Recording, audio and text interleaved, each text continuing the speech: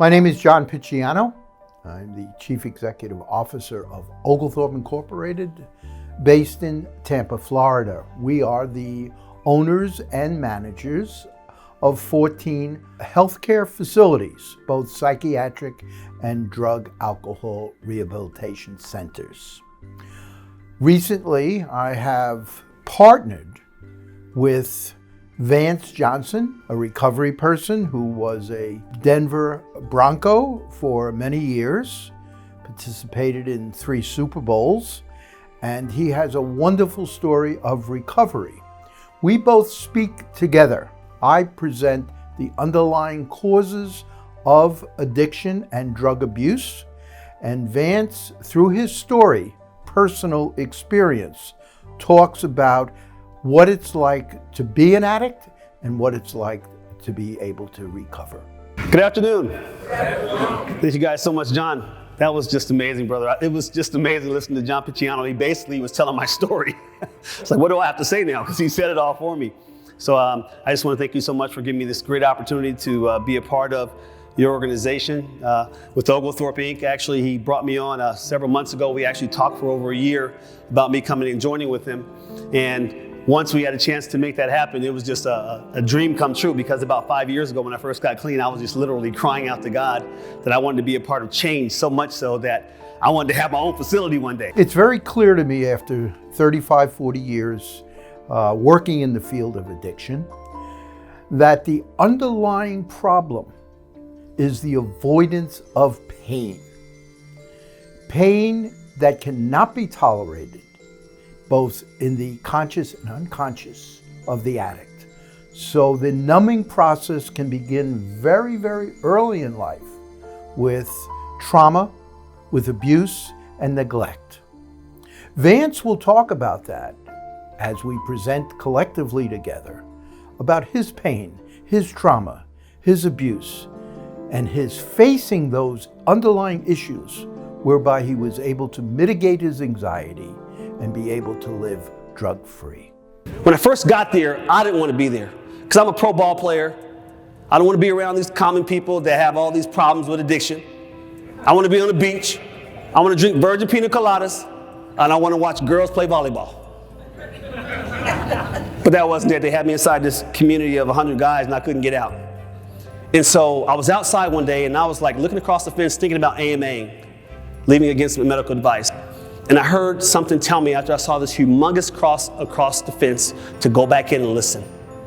And I went back in there and I started listening to these stories. And I heard my story. I started learning that we all actually are dealing with these underlying issues. That we all grow up and we're dealing with these traumas.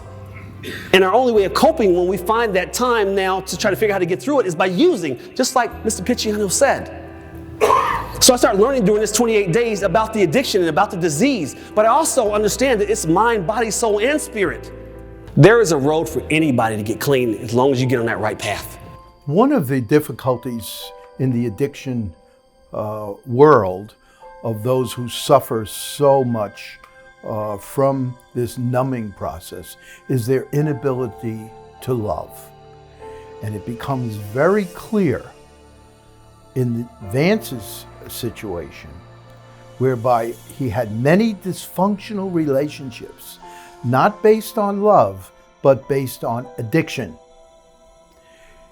He's able now to open his arms and embrace those who are suffering from addiction with a sense of compassion, empathy, understanding, and love. Can you tell me where Vaughn Edward Johnson is? They came back. He's in plot 3, row 13. My birthday. My son was buried in all these tens of thousands of grave sites in my birthday. And when I went out there, I laid across his grave and I cried out to God and just said, for the rest of my life, because of my son and because it's my fault that he died, for the rest of my life, all I want to do is save lives. And I turned upside down. I looked up into the heavens and promised God that I would do this and I would die saving somebody. I think the key for recovery is to reestablish relationships with people whom the addict, and in this case Vance, has been alienated from for many, many years.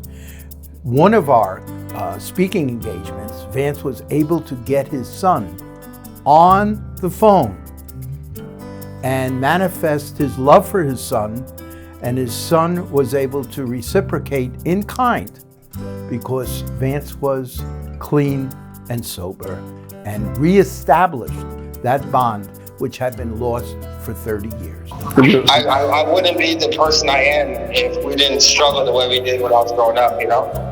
Absolutely, son, man. I tell you, you are my why, man, and you are, like, literally, son, 30 years, like, there are people in here right now that have loved ones that they've been mad at for a month or a year or 2 years, and you were mad at me for almost 30 years, and you forgave me. So I want people to know that you actually, it's true, you can turn and go the other way.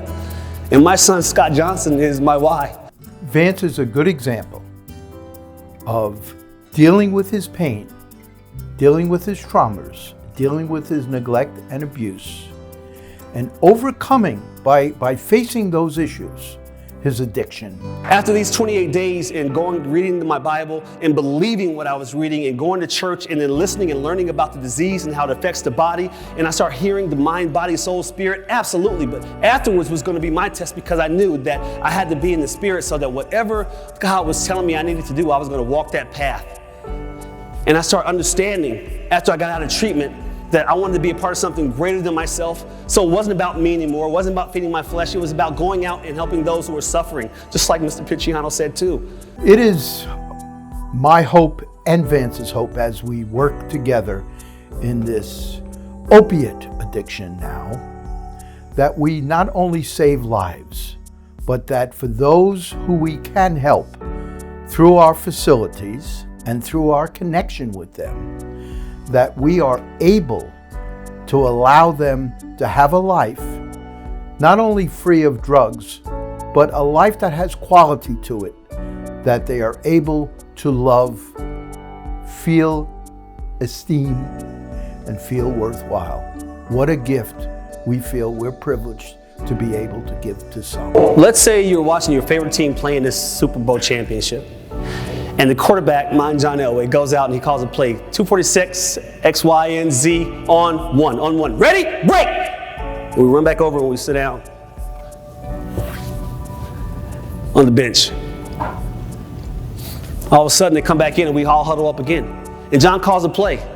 And John says, ready, break! And we all go back over and sit on the bench.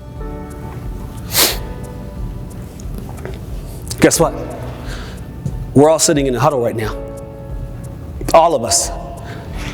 And when we break this huddle, are you just going to go back home and sit on the bench?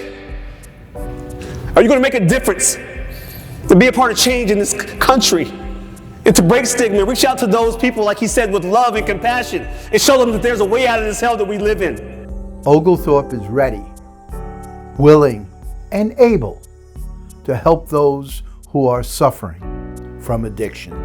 So if you know someone, or if it's a family member or a friend, and they are bottoming out, ready for a different type of lifestyle, Oglethorpe is located in 5 states: Florida, Louisiana, Texas, Ohio, and soon to be the Vance Johnson Recovery Center in Las Vegas.